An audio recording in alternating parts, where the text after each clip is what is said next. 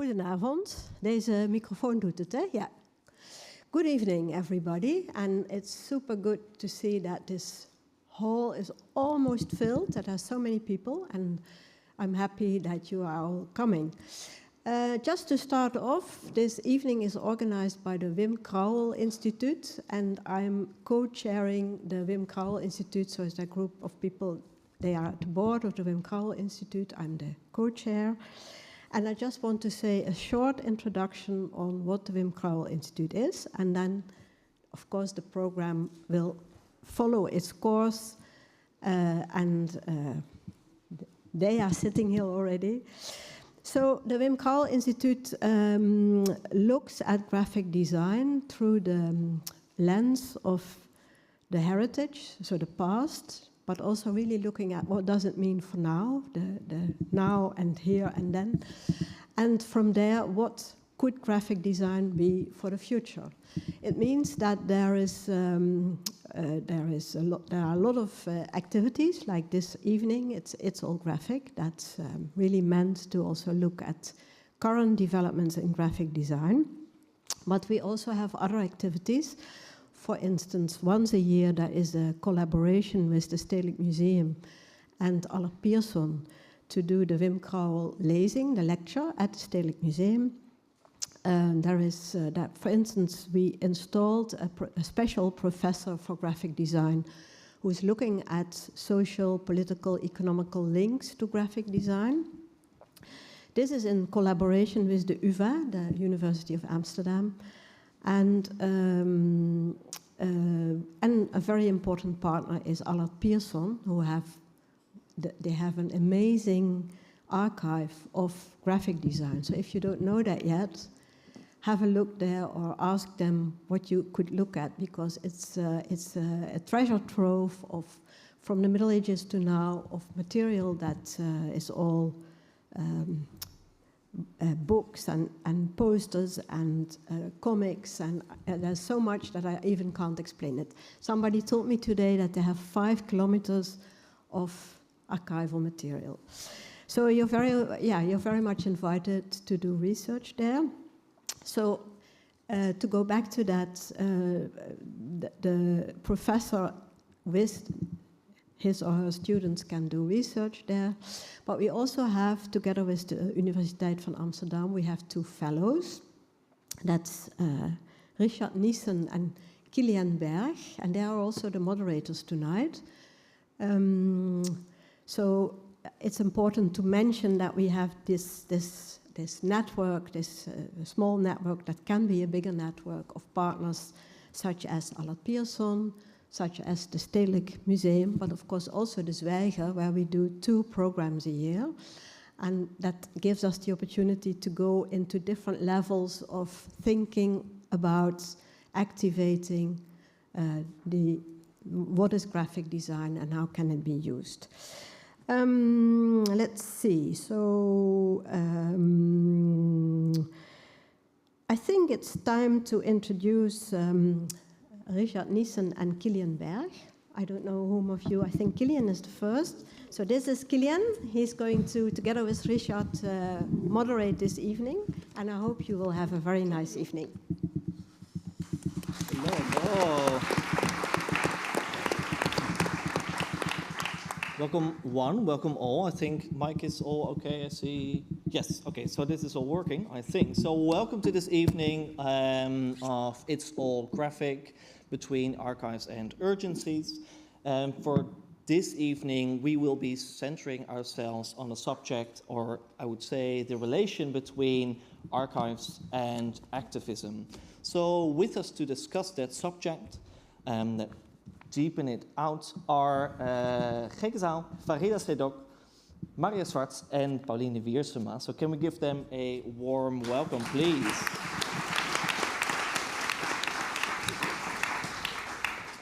So yes, my name is Kilian. I'm one of the moderators together with Richard Niesen, and to dive into the subject for this evening a little bit, to situate ourselves into this condition of the archives and urgencies. I would say, Richard, maybe you can shed some light. What are we talking about? What are we talking about? How do we get here? Yeah, how do we get here?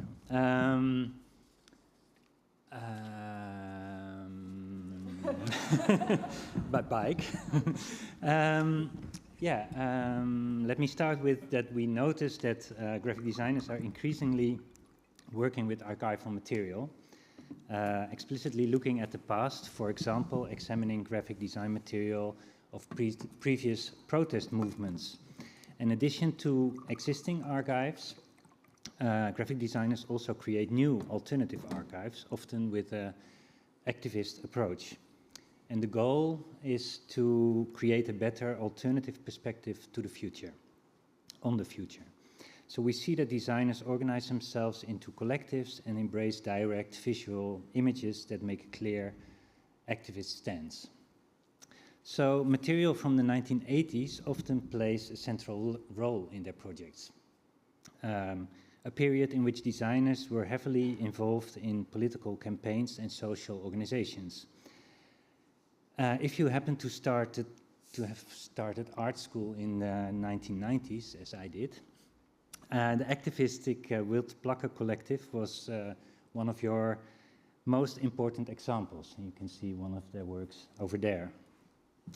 And they were in turn influenced by idealistic designers from another generation, such as Dick Elvers, about whom they also published a book in 1989. This book. But by the end of the 1980s, so while I was studying at the Gerrit Rietveld Academy, however, the role of graphic designer as activists seemed to have run out already. Political parties and idealistic institutions switched to advertisement companies, where professional communication proved to be far more effective than the artistic approach of graphic design. So flat advertising campaigns brought organizations such as Amnesty International many more new members, and idealism disappeared. The market would also solve this too. And few designers still believed in the power of their profession to improve the world. Irma Bohm even said in this book, the world must change. She said, I don't really know what I should be fighting for anymore. And the past seemed to be irrelevant. The Berlin Wall had fallen, apartheid disappeared, and infinite growth promised a bright future. But that time seemed to be over. And the 1990s, with their opportunism, is far behind us. The current fascination with activist heritage stems from social, cultural, and strategic motives. In this episode of It's All Graphic, we would like to explore this relationship between archives and the contemporary visual language of solidarity and activism. Questions that might be on the stage are, how can archival material, for example, be used to raise social awareness? And what is the role of graphic designers in all of this? How to open up archives, and how can designers make them easier to use and make more relevant to society? And to what extent should we continue to rely on priorly existing material instead of pursuing new visual languages reflecting the times that we live in now? Let's see. So we begin this evening right in the archive. Institutions that were closed are beginning to open up under social pressure. Designers are working with archive material, which often consists of printed matter. Graphic designers, such as Marius Schwartz, investigate and experiment with how archival material can play an active role in our collective memory. So, Marius, would you like to come over here? Marius is an independent graphic designer, and his approach is characterized by a strong integration of text, image, film, audio, and often working with archival material, with the aim of telling stories that challenge conventions and force new connections.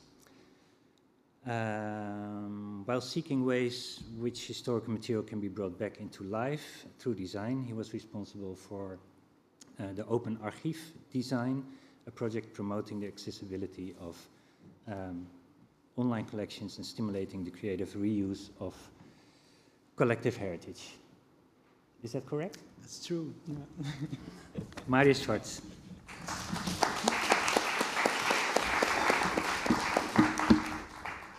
Well, thanks for the introduction. And also, of course, thanks for the invitation, Richard and Kilian. And thanks for everybody who came out here tonight. I want to start out with saying that I'm pretty excited to be here. And preparing this talk was was kind of tough because you look at your own work and you're like, oh, it's all shit, and then you need to talk about it in ways that other people get excited. So I kind of needed to go back to this moment of excitement. And when I was thinking about this, it always comes down to in my work that I just really like books, and I think what I like about books most is the way they can tell stories in so many different ways, and the way you can create something, an object that is so all-encompassing, where storytelling, editing, design, text, image, and the whole object come together in this very unique way, and out comes an object that you can own and keep, and that is also relatively cheap. It's like €25, and you have a piece of culture at home. And that's just pretty cool, I think. And the next thing, of course, is it doesn't really disappear anytime soon. And also, if you and I would want to make a book, we could make it now and have it by the end of next week. It's just a cool and accessible medium. And thinking a bit more about it, I also realized, and that's very obvious, books are archives, so there's definitely a connection there. And I collaborate with all different sorts of parties. I collaborate with institutions, and they deal with more public archives as a material. One of the examples is this magazine that I did for the World Exhibition in Osaka earlier this year. That was done together with a new institute, so that's a bigger party. But then also, I also really like to work directly with artists, and maybe then we deal a bit more with more private archives and more personal stories. An example of this is the book I did together with Lisa Kono about her dad and his migration from Japan to the Netherlands, and how, this cultural confusion maybe looks like. And then of course I'm aware that the book is not everything and that there's other things to life than books, and then sometimes there are things that don't fit into a book.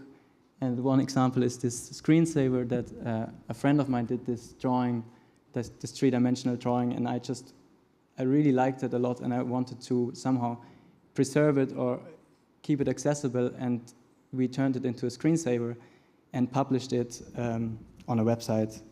Like, I have this little publishing project where I sometimes work with befriended artists. So this is maybe a little bit the range of things I do.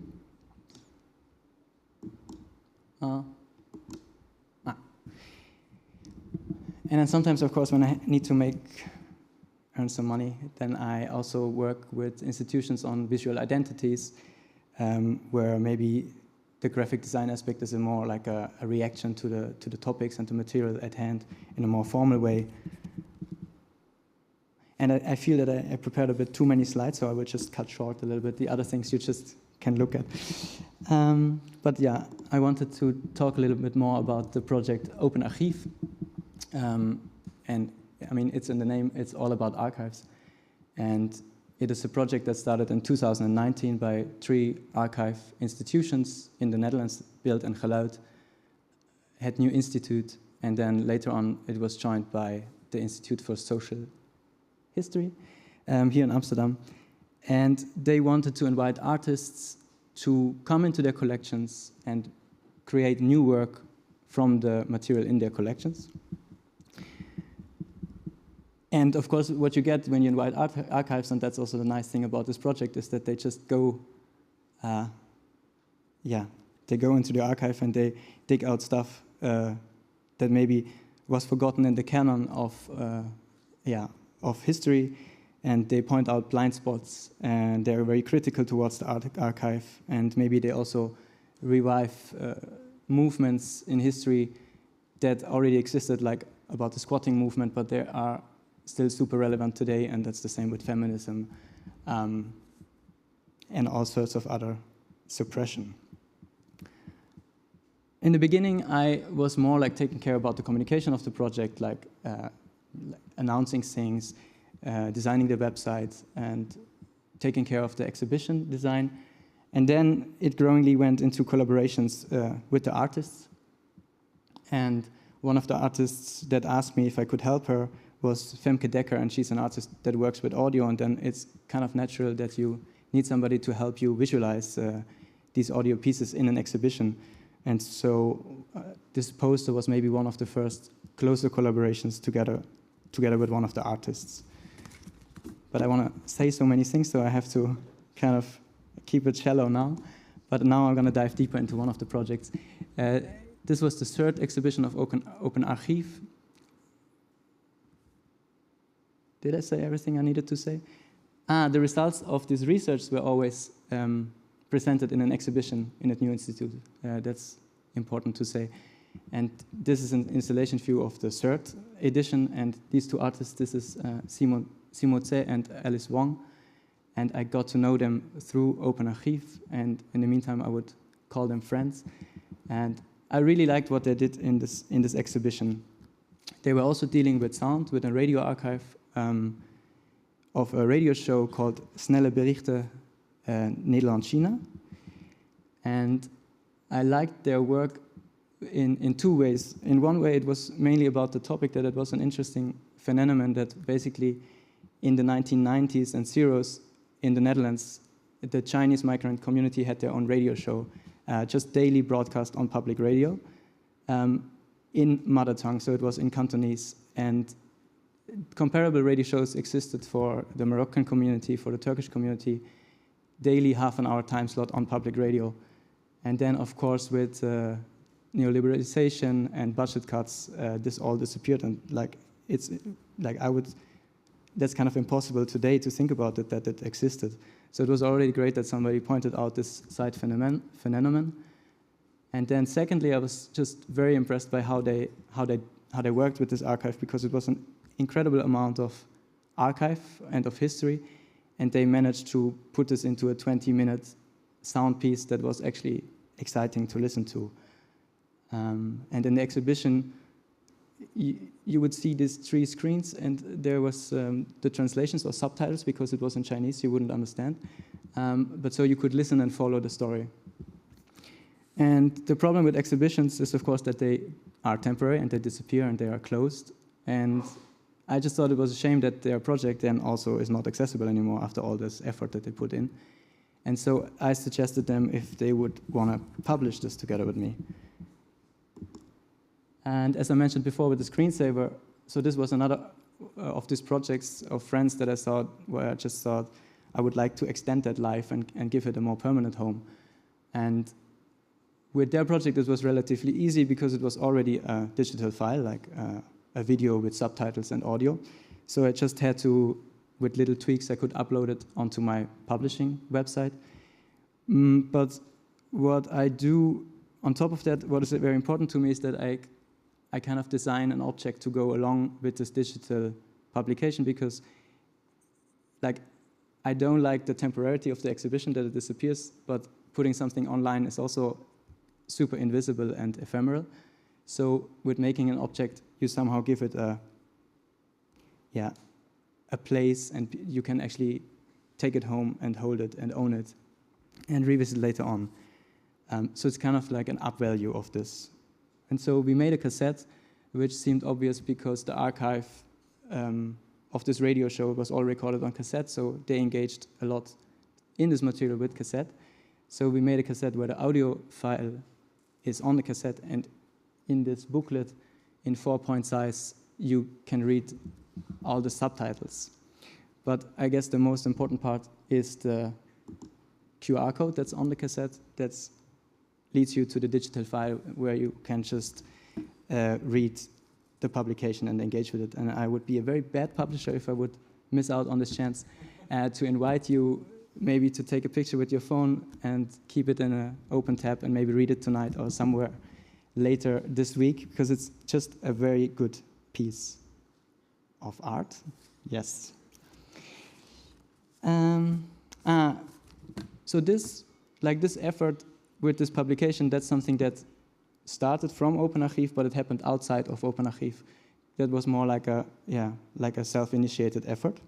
But Open Archive also continued, and we also were talking. So in the meantime, somehow I moved up from being a communications designer to part of the editorial team, which was nice. And we were just talking about ways how we could maybe, aside from exhibiting the results of the artists that engaged with the archives, how we could also find a more permanent way, more permanent form of showcasing their findings. And then after 3 exhibitions, the 4th iteration of the project was a publication. And in this publication, we made a summary of the project so far, but we also invited some new artists that were excited about their practice or the way they would react to the archive.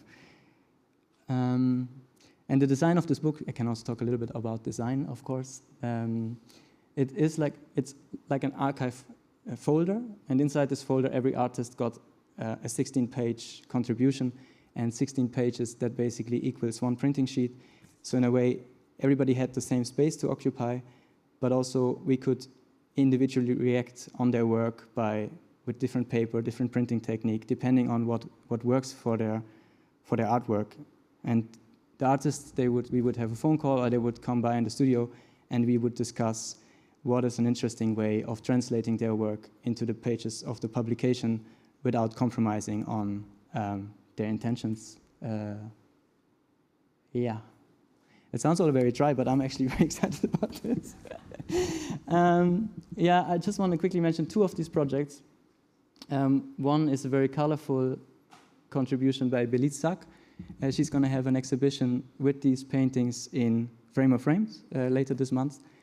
And because they are very big and colorful, I turned the publication to have them full size, and we managed with the printers to print them in fluorescent colors, so they really radiate off the page to kind of keep that energy that the original paintings had. And another example is this essay of Michiel Haube, an artist that I also like a lot. And with him, he works in this very essayistic style, and usually makes film essays. So for the publication, we kind of made a fake film, and it looks like screenshots of film stills of a film that doesn't exist. How are we on time? Yeah? I have one last thing, basically. No? Yeah, just go for it? Okay. The last thing that I wanted to mention or kind of show a bit more close is the contribution of Jessica de Abreu. She's one of the founders of Black Archive, and her contribution was called Archiving the Superpowers of Black Sex Workers. And it was a piece that she dedicated to her mom, who also just recently had passed. And it's a very personal piece of writing that I think on the one hand breaks with taboo of sex work, and on the other hand is kind of honoring her mom's legacy. And she just wanted to do the writing and asked me if I could look or dive into her mom's archive, which is a box situated at the Black Archives, and find visual materials to go along with her text. Of course, I wanted to first introduce her with an image, and then later on inside the publication, I had this idea. I found a lot of text fragments, ephemera, of the sex club that her mom was running. And I thought it was a nice idea to have Jessica's writing together with the writing of her mom, and somehow have them have a dialogue. And there was very tribal things, with, like just signage inside the club, but then also weekly ads that were run in the newspaper, but then also a written note to Bob and Herman, and if they please want to stop smoking in the hallway. And somehow there's some sort of like something in her voice, the way how she wrote through all these different mediums, where I get very much of an idea of what kind of character it was, and I wanted to transport that into the publication. I have the book also with me, so if somebody wants to have a look later on, just ask me, and it's also for sale. And it's also for free online. And I want to close just with the outlook that we're now in Open Archive 4 or 5, and we invited 2 new artists, Mo Futures and Vasila Aboud, and I'm gonna get to know them on Friday. They're gonna visit me in the studio to talk about their plans and how we could possibly publish it. And I'm looking forward to that. Yeah, that's it.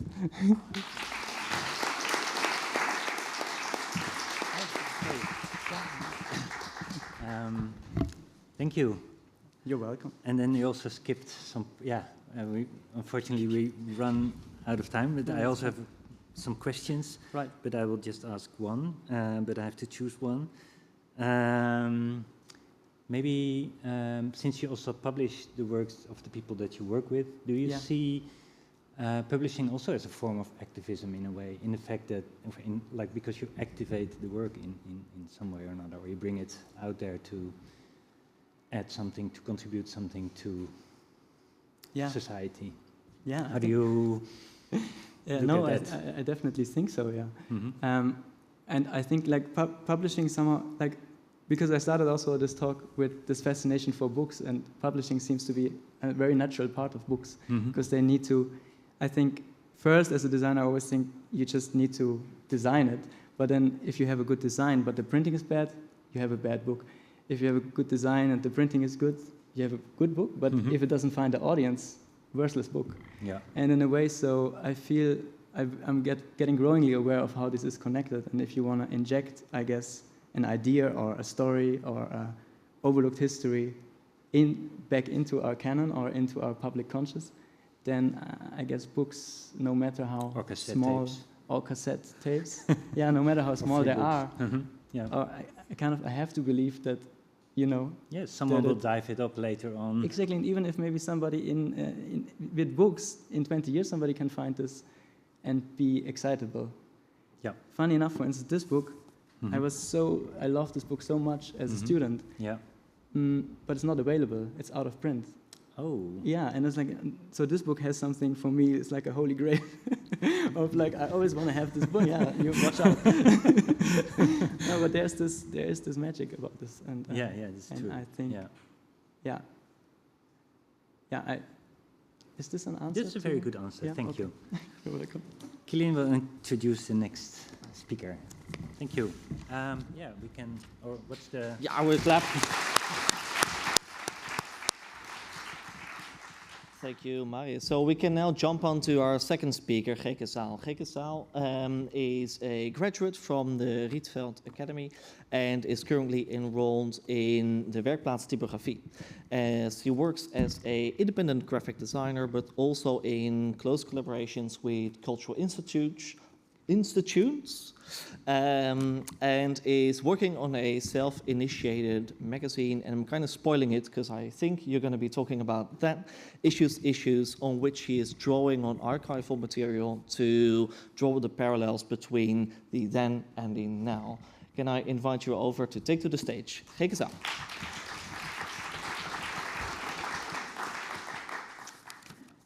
Thanks so much for inviting me, and thanks everyone for coming. I am Geke. I studied graphic design at the Rietveld Academy and graduated in 2019. Ever since, I've been working as a freelance designer, and I've had a diverse range of freelance jobs. However, I missed doing research-based work and going more in depth on the subject that mattered to me. I decided to start doing a design master at Werkplaats Typografie, yet at the same time, I was also going to sit-ins, demonstrations, and university occupations for Palestine. While being involved with this cause, I noticed getting mixed feelings about starting a design master's, yet I also thought it should be possible to use my design skills to help such causes and raise awareness on the topic. Meanwhile, my friends and I were debating tactics. What works, how far can we go, and how do we organize ourselves? A friend said, the wheel has already been invented. We can draw from the past. And that stuck with me. I began looking not only at text, but at images of protest, signs, banners, gestures. And my question became, How can I use my skills as a designer outside of client work to learn about this topic and to draw attention to today's urgencies? I started collecting what I call non-textual protests, actions that communicate without literal slogans. The starting point is a picture of the Provo movement walking through Amsterdam with a blank white banner. What strikes me in this example is that although the banner does not contain a literal message, it does convey a point. Most of us would understand that protesting with an empty white banner is a gesture to work around being censored. Another example I found through experimental jet set's superstructures is Daniel Buren's 7 Belay, people marching with abstract striped panels. Even without a declared cause, the shared act of carrying these panels through public space becomes a statement. To these first two images, I kept adding more images that have a similar nature, such as Ana Lupa's humid installation made in 1966 during the communist regime in Romania. It beautifully responds to the Provo sheets. This became the starting point of a collection. From this, I started a publishing project called Issue Issue. Issue means both an important topic or problem for debate or discussion and the action of supplying or distributing an item for use, sale, or official purposes. The aim is to publish material, each at its own pace, while the archive keeps on growing. This way, there is room to look into different directions of the topic and be spontaneous when something comes on my path, while researching how past and present echo each other. Each issue is a test case.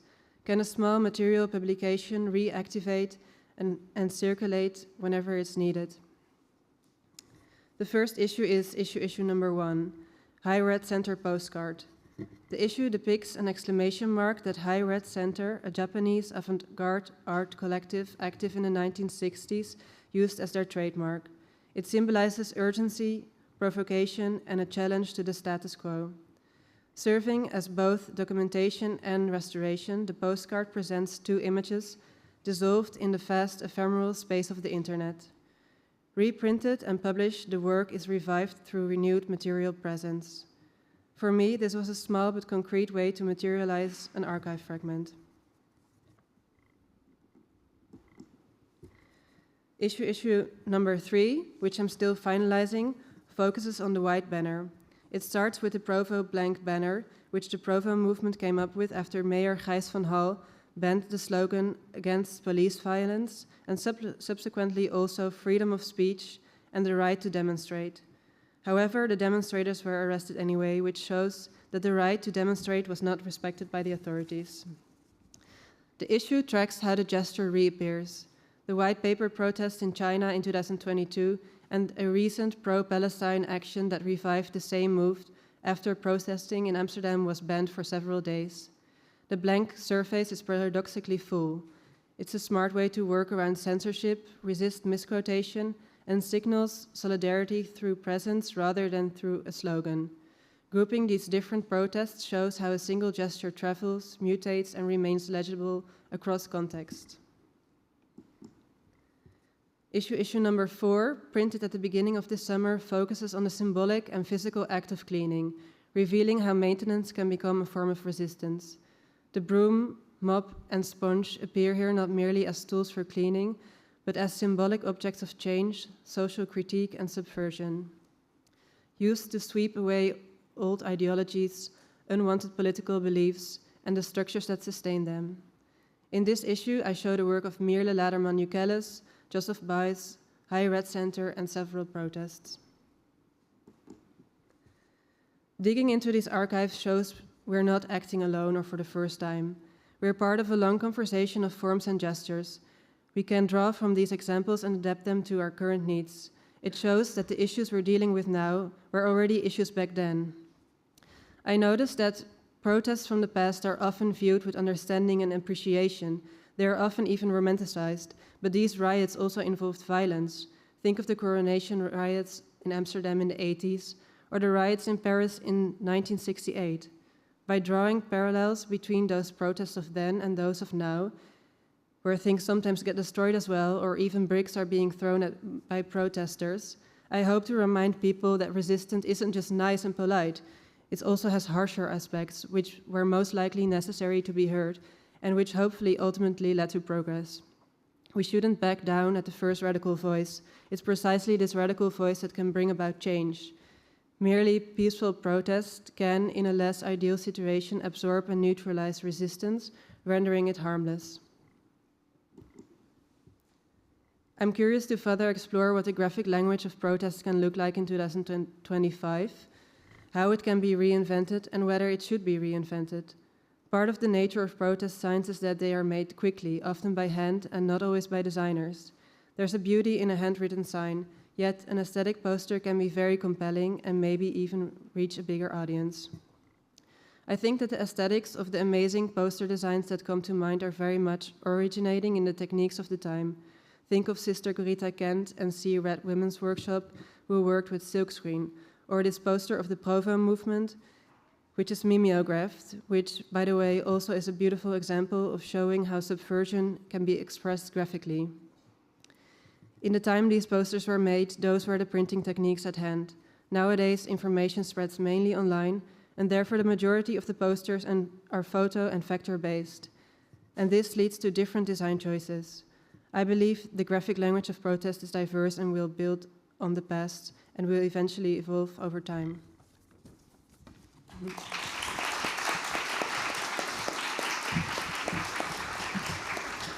So thank you, Geke. I'll try to step in here as well. Thank you, Geke. So it's quite interesting to see how you are drawing inspiration from protest movements at the past, but are employing that as well. And from that, I wonder if we can see the Issue magazine, or can I call it magazine, series, also as a way to sort of advocate the creative capacities for contemporary protest movements. Yeah, I hope that it can advocate in that way and that it can inspire people to come up with also parades like the 7 Ballet, or like how you see how the Provo banner came back in the pro-Palestine demonstration. I think people are already very inspired by the past, but I hope to inform them with even more examples and yeah. Lovely, thank you. Thanks. Thank you very much.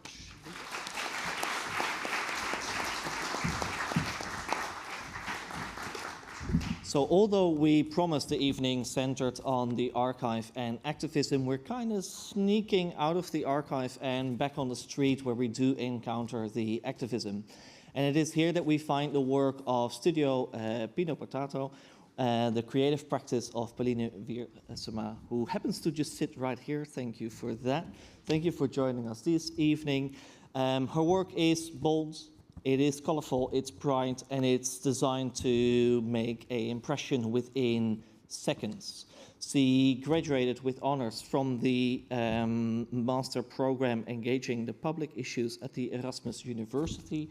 I hope I got it right, because otherwise these notes are useless. And she wrote a handbook on how to make the left sexy again. So welcome here, thank you, take the stage, it's all yours. Pauline. Hello. Well, first of all, you're in for a treat, because I did not really catch that my screen is going to be split in 3. Like, so all the graphic designers can just like die every slide because the text is going to be split up, but I'll help you through it. So my name is Pauline. My studio is called Pino Potato, which is kind of my artist name by now.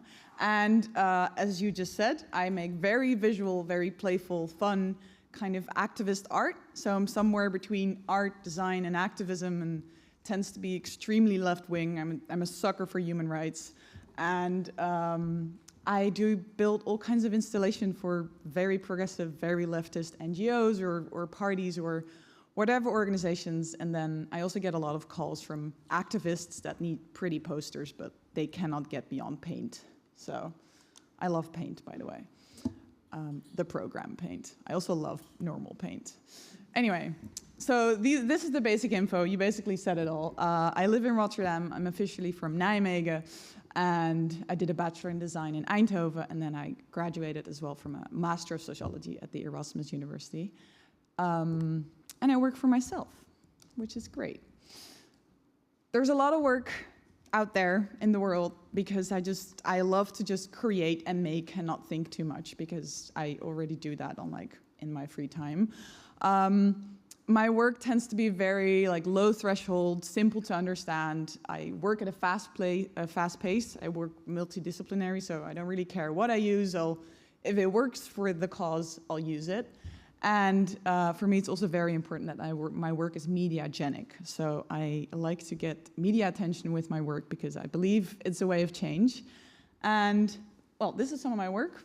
I'll get through some other words. There's a shirt that says Tering Regering, because our government sucks.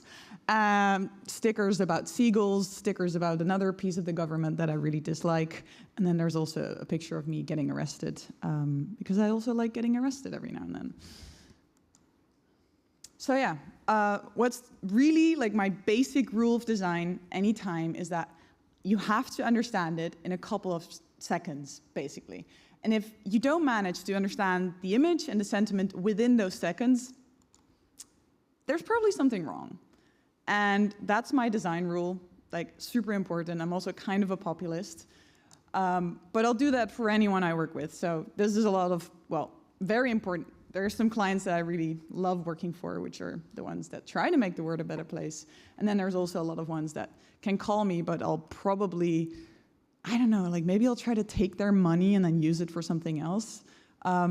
So I'm very strict for the people I work with because I do believe really good design can make change and it can break a movement, but it can also make a movement. So I don't want to make those movements because they suck. So I work for lots of progressive people. And in the end, I hope my design kind of shakes things up a little bit, makes you look differently at the world, and hopefully, I don't know, maybe get a little closer to world peace. That's the main goal. I think we should dream big. I think if we can have world war, we can have world peace. It's really not that difficult. Yeah, so what does that look like? Well, say you get a call, tends to be kind of a panic call, especially during elections. And they ask me okay, we need a really big statement in the media about the fact that we don't want the taxes of culture to go up because it would make music, culture, whatever, it would make it too expensive. They asked me, can I sketch out a concept? I'll make a concept. I'll try to make Ropiette wear something, but he didn't agree. And that kind of leads to, as you can see here, I basically designed a really big bon, a really big recipe. Receipt, that's the word, not a recipe. I wish. And then we decided to roll it off a really big building during Prinsjesdag, which is a very important financial, political day, to get it in the media as much as possible, to ask attention for this issue. And it actually did end up in a lot of newspapers. And then, of course, there were a lot of lobbyists and politicians and cultural makers that were interviewed to kind of, get this on the agenda. And the great part is that it actually did manage to change some things. Of course, not just my little receipt, but also the whole movement behind it. Actually, the support for this law just hugely dropped to a point where eventually there was no more higher tax on culture. So that's kind of one little thing that I, as a designer, can contribute to, which I really love. Wasn't me. I made a pretty picture. I asked for attention. This is actually, there's a lot of graphic designers out here, right?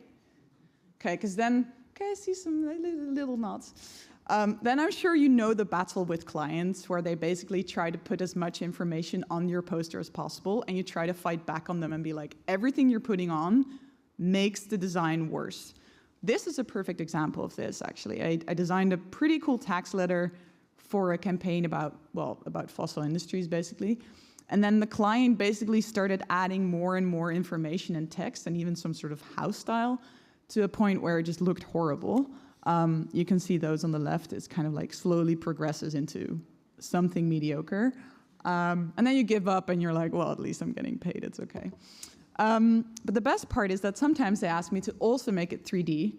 And that's where you see that big picture on the right, is where we actually were asked to make the tax letter into a 3D object.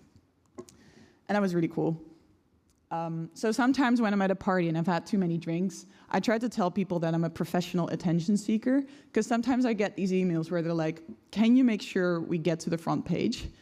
And sometimes that works, and that's really cool. So here you can see some of my work that ended up in the media, which actually hugely helps nonprofits to kind of, make their cause a little more important and actually change something in policy, because it's out there. That's just how media attention works. A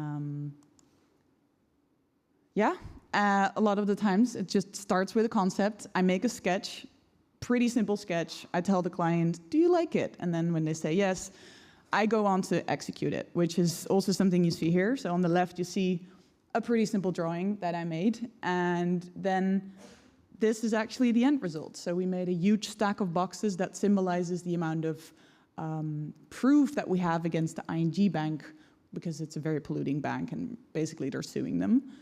And this is like a typical piece of work that I really love to make, because it's 3D, it's big, it's in your face, and then sometimes it gets in the media.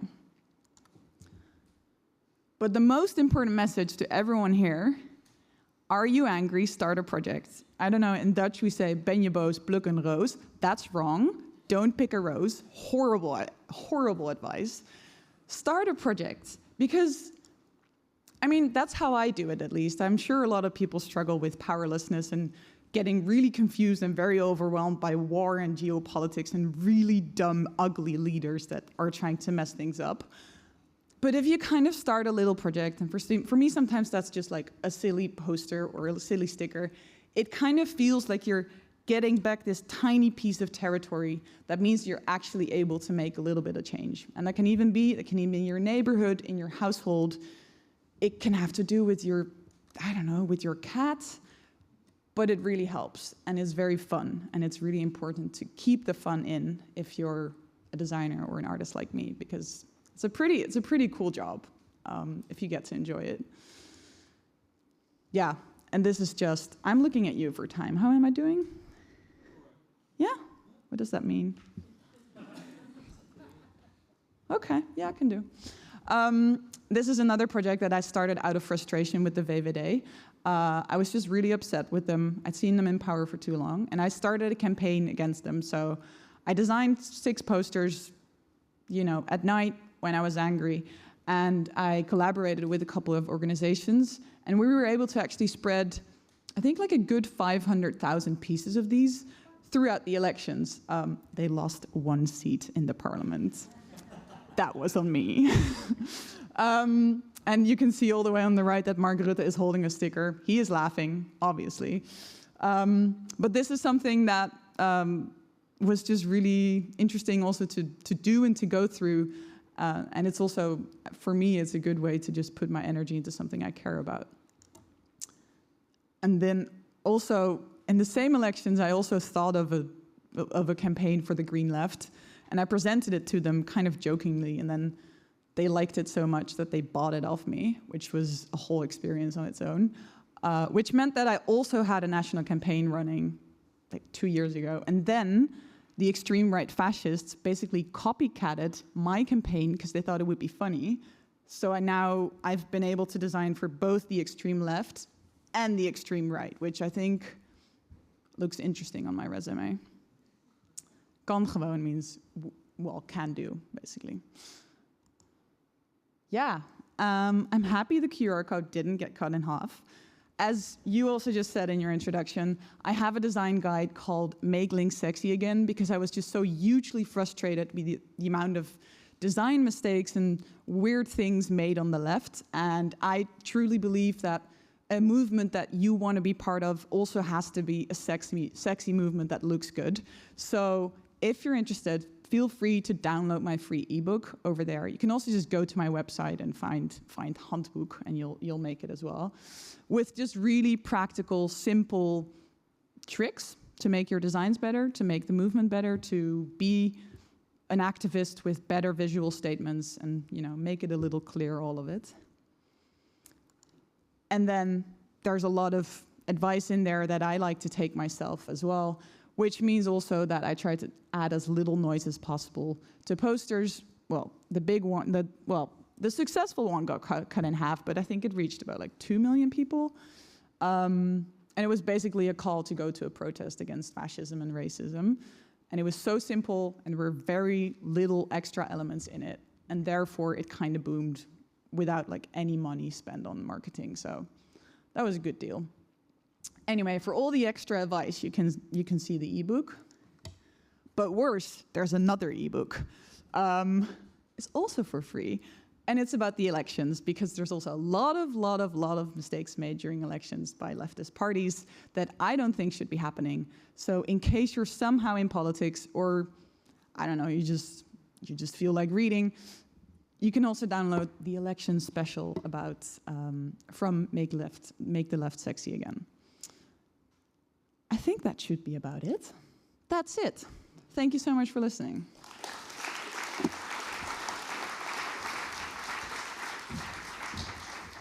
Well, thank you so much for sharing this. Very insightful and bold and beautiful, as I think the work is, the presentation is. So thank you for that.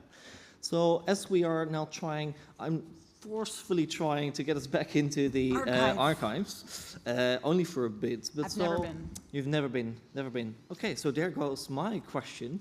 Now, I was wondering if you know, like, to what extent you relate to some of the works of the past, if that's something that that you seek out to, that informs you, because you talk about the mistakes, you talk about how you look at political campaigns.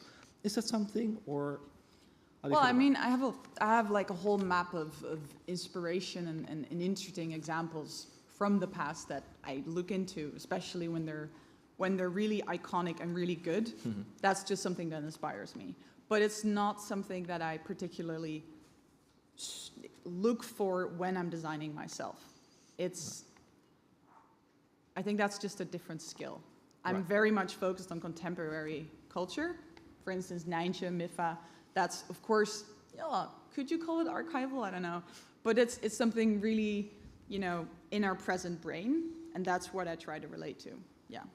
Right, so it's more like the collective memory that's an active part of that. But of course, I build onto a tradition of, iconic design, and my whole, I hope that I'm able to contribute to it as well. Like, I hope my work ends up in the archive. That's important, because that means it's probably done something good in the world. Right, it had a reach.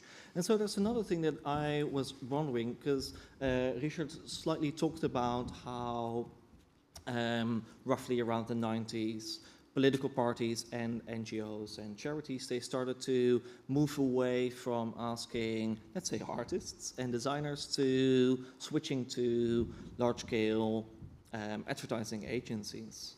Yeah, Happy about that. What did we lose there? Authenticity, I think. And a connection also to the people that you're trying to reach. I think if you're able to work together with a lot of designers and artists, musicians, dancers, performers, whatever, you're also able to kind of connect to a group of people that have this whole reach themselves. And I think, which I think happens a lot right now in political campaigning, is what they do, they're a campaigning team, and they play by the book, and they all play by the book. So the one book plays against the other book, and against the other book, and then someone wins because their leader is maybe a little more boring than the other. That's this election. The most boring one is going to win. And it's so uninteresting. Like, you got to kind of stand out, and you need people to stand out. But like, you need them to stand out, but it's not happening. And I think if you're just doing the whole marketing thing, I don't know. I think you lose a lot. Yeah. Right. So authenticity and integrity are quite the key words there. Yeah. In a way. Yeah. And you can now, if anyone is familiar with the case of Mandani, the person who's trying to run for mayor in New York City, he's got a campaign that's extremely authentic, with a lot of grassroots movements, with a lot of volunteers, and it really stems from the fact that what he does is him. Like, it fits him. It's not just some like a little sauce that you spread on top of it like a marketing campaign. It's like, it fits him like a glove. And that's where it becomes interesting. I think that's what we also need in our political leftist system. Right. Thank you very much. Sure. Thank you. Yeah. So now we have a bit of a clue on the speakers. Thank you all for sharing some of your insights and experiences, what you've gained in the field, what you gained throughout your own experiences. And so from there on, I would kind of like to open our panel talk so everyone can jump in. Later, we also have an opportunity for all of you, the audience, to ask questions as well. So if there's something cooking like a question, keep it cooking, and then we can come back to that. But so as we are thinking about the materials that are residing into archives, I was wondering, and Marius, maybe we can ask this first to you, what the role is of the designer in activating that material that is in the archives. We see a lot of our material in there that has social relevancy, if not urgency. So what is how can the graphic designer contribute to activate that material? Does this work? Oh, yes. Yeah, great. That's a good question. I guess that's, a bit up to anyone's skills also in a way. That's also maybe what I see now when I see all these presentations. I feel like everybody is trying to use their abilities and skills in the best way possible to sort of contribute to this. And in my case, I guess I try to just help facilitate with the knowledge that I have in books or in designing a poster or an image to tell the story in an effective way. But it's kind of funny because I feel there's radically different ways to do this, where I guess try to create an image that probably opposes commercial language. And I have big respect for you that you're basically playing with it in a way, to me it's completely alienating in a way, because I feel that I'm more trying, probably what we're doing is I'm doing is like a little sand in the grain, totally ineffective, but still I kind of believe that it maybe helps to have an umbrella or like a gradient or a spectrum, and also maybe to work also visually more inspired by the archive, kind of take this. I always think like of this power, the power of these movements of the past, this energy, and kind of convey that into now. But I don't know if it works out or not at all, you know. But yeah. I think in a way, absolutely. Is this an answer to that question? Maybe. I'll see it as an answer. I'll tolerate an answer. Absolutely. So, Geke, how's that for you? Because with the publications that you're making, you're also sort of like taking the material that is, can I say, sort of like dusting in the archive box, or actually it shouldn't dust in the archive boxes, but you take it out and bring it outside of the bastion of these archival institutes and bring it into a world. So how's that for you? How do you see that role of design to activate that material? I think in this stage, I see it mainly as a way of researching the subject and showing that research and sharing it with people. And I think that that research, I hope that it will eventually lead me to use it more in a way where I can bring it back to the now, and where I can let a new graphic language come out of this, or let new happenings and protests come out of it. But I think right now I still see it as a research stage, and the design is only the carrier of the information. Right. Mm-hmm. You want to go in for the...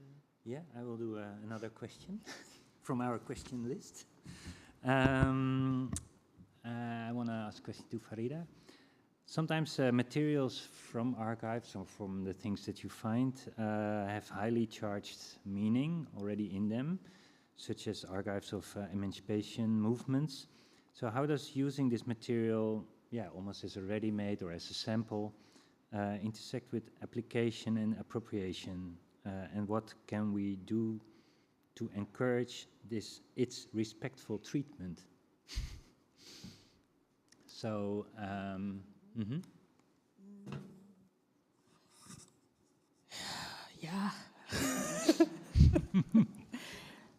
Yeah. Yeah. To be honest, I don't know. mm-hmm. Then I just can as an example, just know that growing up in the 90s with hip-hop, inspired by hip-hop, and then that generation of the golden age sampled original records, let's say, yeah?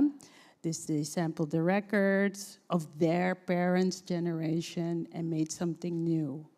And yeah, there's a fine line between, let's say, a Diddy sampling the Police and Jay Dilla sampling something of Pete Rock, you know? So we, even then at 14, 15, we were like, ooh, you know?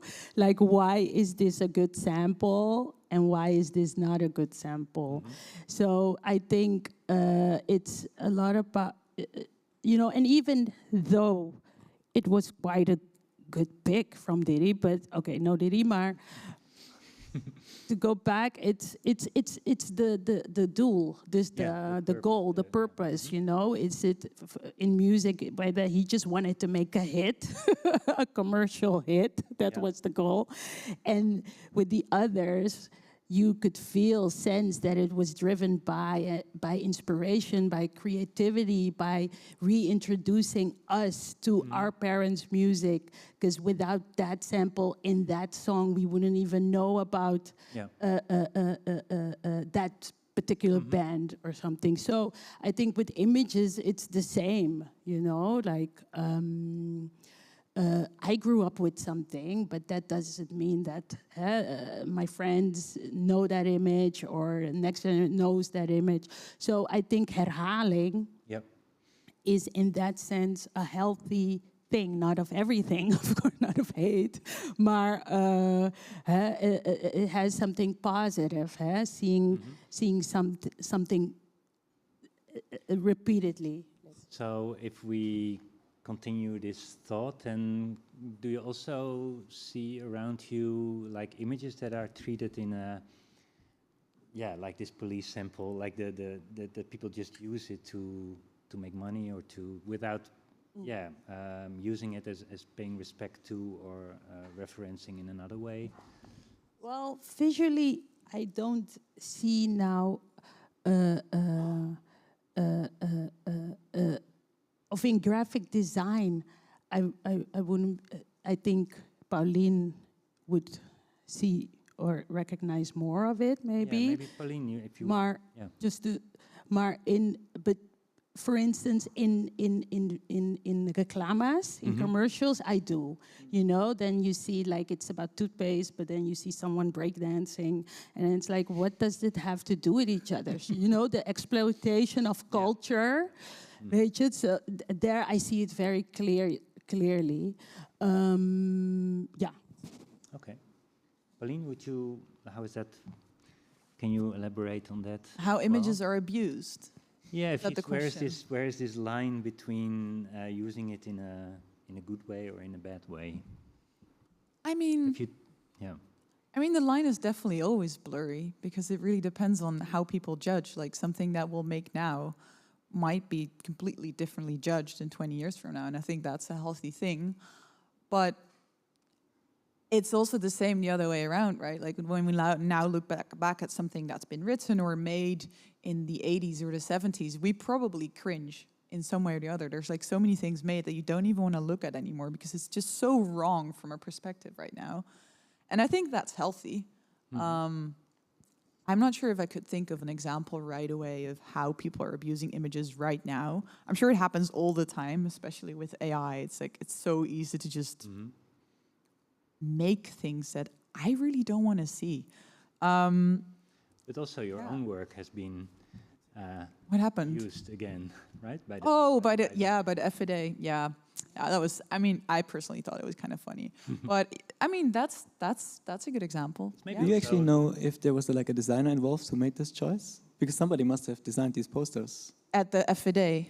Well, it's probably a very, very bad designer. I think that's one thing that we're kind of lucky with. I think on the more extreme right side of things, they really suck at design. So please, if anyone in this room is good at design, do not apply to them. Like we want them to make really ugly silly things, a bit like the AI stuff that Geert Wilders keeps putting out. It's so bad. It's so unpretty. But isn't that the new aesthetic, though? Yeah, but maybe, I don't know, maybe people are going to just have a lot of bad taste for the coming years. I don't know. Yeah. Yeah, so I don't know if that's an answer. maybe actually that's a nice sort of whoa moment to cross classes. Just want to break the tension. Rage. Yes, activism. More rage. Store this place Turn it into a upside project. down. Yeah, I was thinking of a question because of the reusing of images. It just reminds me of, because I see that Yuri is sitting here as well. I love his work. Yeah, when I Love his work. You should all go to his website. Yuri Veerman. When I went to Sorry. this, like he makes also images that people, draw themselves on banners and walk with that on the Won't protest. And so, if images are reused in this way, it activates the audience. I don't know if this is not leading to a question. Killian, help me. So I tried. So let's go back to you, Geke. So I was wondering actually, because it's something that we did sort of touch upon when we were thinking about what you're doing with the issues, right? Sort of like highlighting that creativity does have a interesting potentiality. So if we then draw back to the thing that I was asking you earlier, Pauline, that sort of, if I can call it the disenchantment or the increasing poverty of images in our political domain, when we start to move towards advertising companies who are taking charge of campaigns for charities. How do you as a designer look at that sort of like that process of styling that into sort of like standardized images and media campaigns? I think if I speak for myself, I hardly don't even notice these campaigns anymore because they all look so much the same, and I think it lacks so much authenticity. What you said before. So in that sense, I think they're not working for me, and I think probably not for many people. And also, this question reminded me of how sometimes a slogan can be printed on a tote bag, and you can walk around with it. And you can really believe in that slogan, but sometimes it also loses its power because it just becomes a mere tote bag and something you just walk around with to show that you're maybe being an activist. And in a way, that's also kind of making the slogan less strong. Yet at the same time, I also think it's cool to have to show your opinion, like walk around with a Palestine flag or kifaya or whatever you think is needed. So I wouldn't say we shouldn't do that, but I do think it can sometimes impoverish. There's a sweater that everyone keeps wearing that says, "Artists are the new athletes." Can we cancel that one? I think it's so silly. That's for me, that's a typical example. I'm sure at some point in history it meant something. And then everyone started wearing it at the Zuidas, and now it means nothing anymore. I think that happens. Right, absolutely. So I think I can ask one last question before we start asking the audience, I guess. You also have one? Yeah, okay. I have a last question. I have a quick one. Okay, so sometimes, the archives, or for example, the squatters movement, are used by designers for what they call contemporary resistance, but they seem to have imposed a discourse and even also an aesthetic on them that focuses more on the art world than on the street. And I think, we might recognize that. So these projects are often only show also within the walls of the museum and also targeted in that sense to that audience, while at the same time it wants to, it seems to have different aims. So maybe Marius, do you recognize this tendency, and what are your thoughts on this? I'm not saying it's a good or a bad thing. No, I'm also always continuously wondering about this because, of course, it is also fashion. The archive is fashion at the moment, and then I think also now that maybe then we look at these very complex projects that have a lot of history and a lot of references, but then we see one single individual image on our phones, and then and then you judge a project maybe for for what you see, but that's just like the tip of the iceberg of the entire story that this project actually tried to communicate. And I think, and as soon as that happens, and a lot of people see these images, they try to reproduce these images without the context of the project. And I see in graphic design, we're in the middle of this crisis in a way, where the hollowed out image is also what people study. And when you study the hollowed out image, then you will never get to the bottom of an issue. And then you lose potential. Right? That was very clever. Very clever. I'm almost a bit like I have to think on what I just said. But so, oh, sorry, go for it. No, it's almost like because another question that I had, like for years we also graphic design also as graphic design is being taught at graphic design academies or art academies. It's also attempted to do just to complexity, so you get actually complex and layered works that we all admire as graphic designers. Layered outputs that refer to many contexts that you might not all know, but there's a whole story behind it. So when looking at protest archives, it is also striking that these images are actually super simple and activating.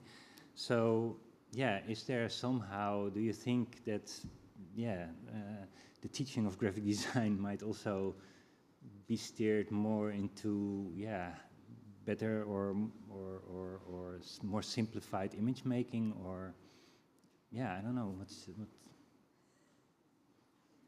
Maybe I guess maybe to a degree that happens because that's the media environment that we are in. That's our reality, right? So I'm just, and that's why I'm also kind of like when I said earlier this plea for books, because for me they are really this kind of object. Also, in preparation of this talk, I wanted to look up a story again that I saw, where and that was interesting because I think that was Sander Schimmelpenning, and then the singer Abel, the singer of Hang Hughes, discussing the poster of that protest, where you made an alternative poster, and they both hated the poster that was originally made, I think and I couldn't find it back, that story, but it was because I don't exactly know anymore what they said, and it was super frustrating to me that I couldn't go back just these 20 days where I saw this. So it's so fleeting. I have it saved. I can send it to you. I was thinking that you might. No, but for the archive. Yeah, for the archive. No, but in a way, so these things they happen and are discussed very quickly and ephemeral, and then I don't know. Then I would make a book. I would like to make a book where the screenshot, maybe issue, with that screenshot and the discussion, little interview with both of them. Let's make a collaboration on that. Right? Should we do that? I can go into my own personal archive. You send the screenshot, and then we take it from there. So projects are already cooking, right? We're not plucking the rose. We are turning it into projects. That's quite nice.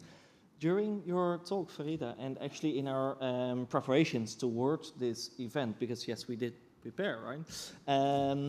You mentioned the distinction between having a artistic practice and a practice rooted in activism.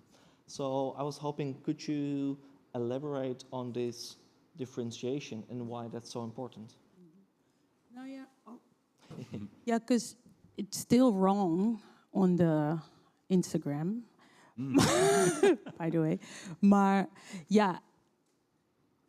maybe because I have so much respect for our activists that I feel like calling my practice an activist practice is is it? And what is that? Am I really on the forefront? So that's why I want to separate it, okay, I'm inspired by, but do I actually do the work? I don't know. I would say no. So that's why I would separate it. But maybe. Maar ik denk, it's just what I read and I'm no. Maar misschien als ik er echt over nadenk is het wel zo? Weet je, if I think about my first work, it's eigenlijk wel zo. But that's Maybe not all the time. it's like 25 years ago, you know, like, so yeah, I don't know.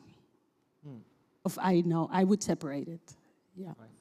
Yeah. Is that something that you, Pauline, can relate to? Because it seems that you're almost at the opposite end, admitting not necessarily to keep an archive, other than this one image, of course, of the sort of the predecessing movements, but you're really grounding yourself into a activist environment. So is that a distinction that matters to you? Between art and activism, you mean? Or Between an activistic practice and a practice rooted in activism? yeah, I don't know. I'm going to give a horrible answer, but I just don't really care. Like, for me, what's the most important is that I make work that communicates and that motivates people to go onto the streets or to do something that makes this world a tiny bit nicer. And whether that's called activist or artistic or design or shit. Like, I really don't care about the semantics of my work. People could call me anything. It could be rooted in anything. I really just care for the end result. I'm kind of a process hater sometimes, and I think that's also when it comes to the archive and everything out there that inspires me. It's so much because there's just so much in the world to see and to, I don't know, to just, you know, get in my system, but it's also just chaos. It's a chaos of inspiration, and what it is exactly, I don't really care.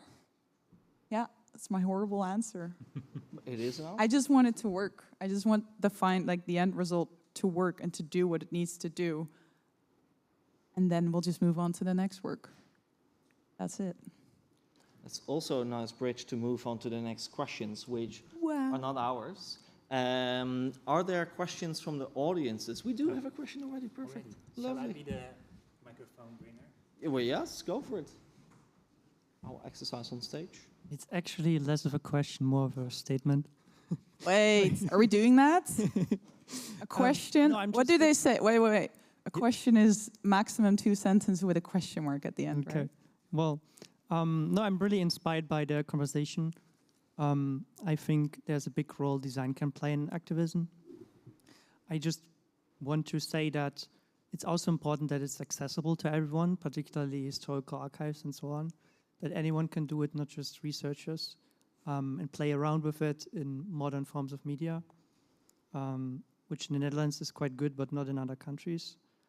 And then for activism, you know, there has also the historical archives are being used right now by like the Lamina and so on, which is very nice, like looking back at the past ways of protest. And now there's also for the feminism, there has been this crowdfunding campaign that goes through like the traditional advertising agencies. And I think a more effective way potentially to do it, if I really liked what was said, if you're angry, just like do something. Design a poster, put it up, or stickers. As designers, we have the tool to do this. We have the tools to make change happen. So I just wanted to reiterate that. There's no question mark. Someone else wants... You gotta break the rules sometimes, it's okay. Someone else wants to ask a question. Yes. A question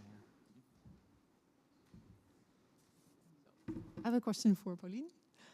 I like your work a lot, and I wonder what your opinion is about the following.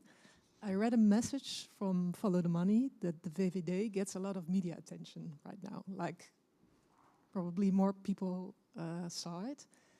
I think your work is very contagious because it's fun and you want to share it. It works very well. But I still wonder, in this time the media is very negative and it gets a lot of attention. So, yeah, what's your opinion about this? Like, how do you think you could change this concept? You're saying the VVD getting a lot of... VVD, yeah. With the V or the P? V. VVD, okay. VVD. Yeah. Yeah, I mean, that's a tough conversation to have that I think also, journalists and media should be involved in. I think I prefer, of course, to get attention for positive causes, for changing something for the good, but there's also just the fact that negative attention brings a lot of attention. Like, it's a rule also in political campaigning that they say, negatieve aandacht is ook aandacht. Negative attention is also attention.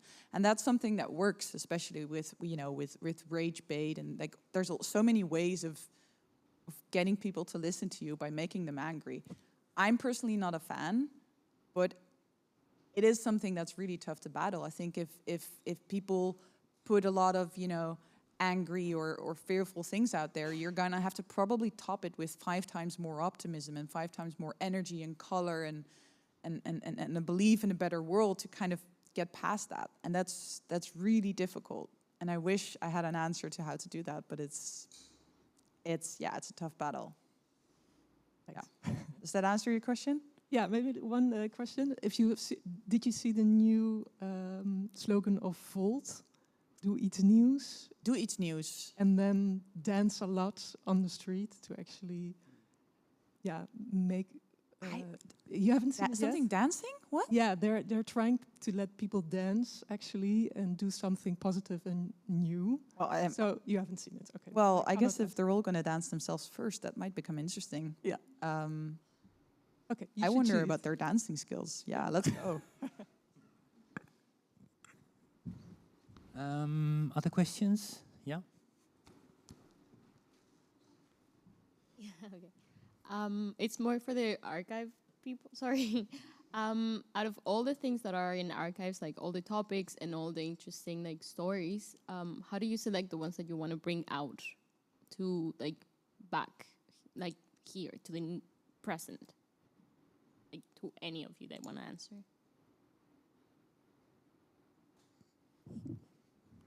For me, it's easy because I don't really make the selection because I can hide behind the artists. But I guess when we are selecting the artists who are applying, then to me, it's maybe I would be very happy if the topics are relevant. First of all, so maybe there are not yet, I didn't yet see artwork about it, and it's like maybe a story that I didn't see yet in this circuit of what we're dealing with.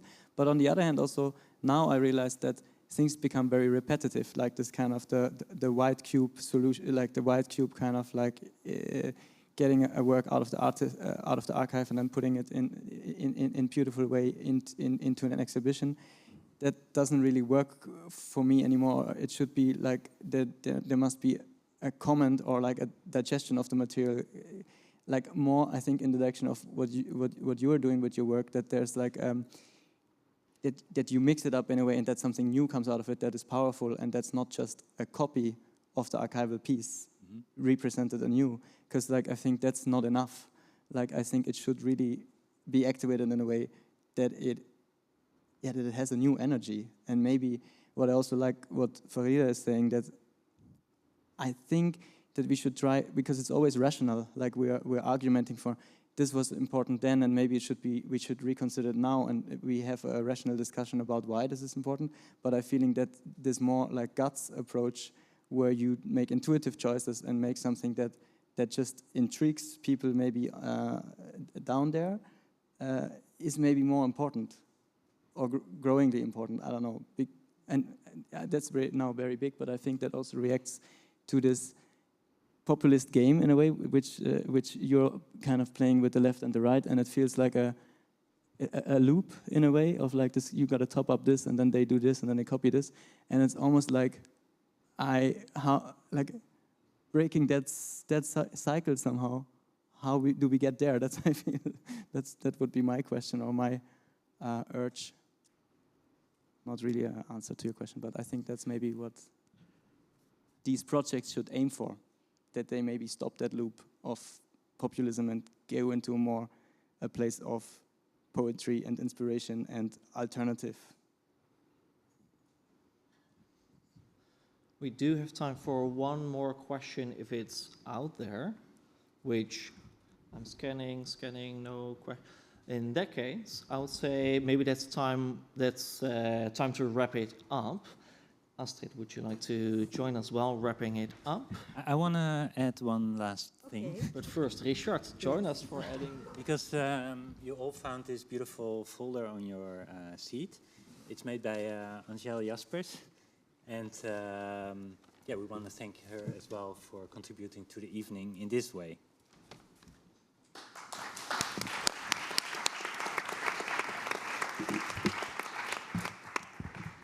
Make the world a tiny bit nicer again. It was for me, it was a very inspirational and very optimistic evening. I hope you have the same feeling at the end of the evening. But the Wim Krauwel Institute wants to thank a couple of people. So it takes 5 minutes, and then you can go down and have your beer and talk to each other. So I hope you have 2-3 minutes of patience. The Wim Krauwel Institute wants to thank, and now it's stupid, but your name, wait, I have it here. Geke, Farida, Marius, and Pauline. And of course, the 2 moderators, Richard and Kilian. Give them a...